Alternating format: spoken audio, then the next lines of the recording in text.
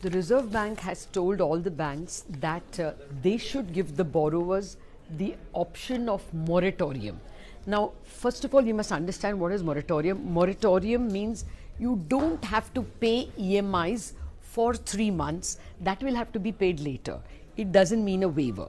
Now, what I want to tell you today is that this is not even just a delay in the sense that, say, you have 5 more years of EMIs to pay. You don't pay these 3 months, it becomes 5 years and 3 months. It's not as simple as that. It is also a cost.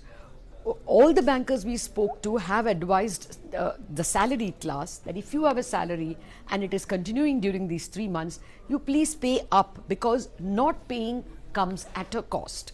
What they are going to do is, if you don't pay for the months of April, May and June your EMI, that amount, say it is 50,000, 50,000, 50,000, that 1 lakh, 1.5 lakh will be added to your principal, and from July onwards you are going to pay interest on a larger principal for the remaining 5 years. That's a lot more than just 1.5 lakh, and I have done the calculation. The table will play alongside for you. For everyone who has a home loan where the residual period is more than 3 years, and assuming your rate of interest is 8.5%, your number of EMIs will increase. If yours is 3 years residual, you will pay 1 extra EMI. If you have 5 years residual remaining loan, that is, you have paid 15 years of your loan, then at the end of 5 years you're going to pay 2 more EMIs. If you've got 10 years more of home loan left, you will pay extra EMI of 5 years. If you have got 15 years left, you will pay 8 EMIs more.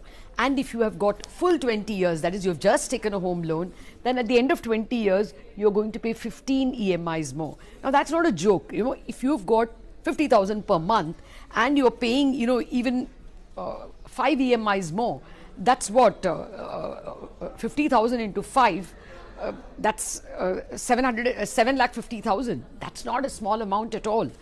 But remember, all this is coming after 20 years. So by then the value of money will be very different. You have to keep that in mind. All I want all of us to understand is that this is not just a question of 3 months EMI and 1.5 lakh more. If your monthly outgo is 50,000. Okay, and then there is another thing you must be alert to. Some banks are taking a default option that you will take the moratorium. That opt-out is something that you have to tell them. They are assuming that everybody will opt for the moratorium. So if you don't want to pay that extra money, you have to phone your relationship manager or go to the website and click and say, I don't want the moratorium. There are others who believe that the default option is that you don't want the moratorium, that you will continue to pay, because all of us ask for a ECS deduction. So they're going to assume by default that you don't want the moratorium. If you want it, then you have to phone in or click and say opt in.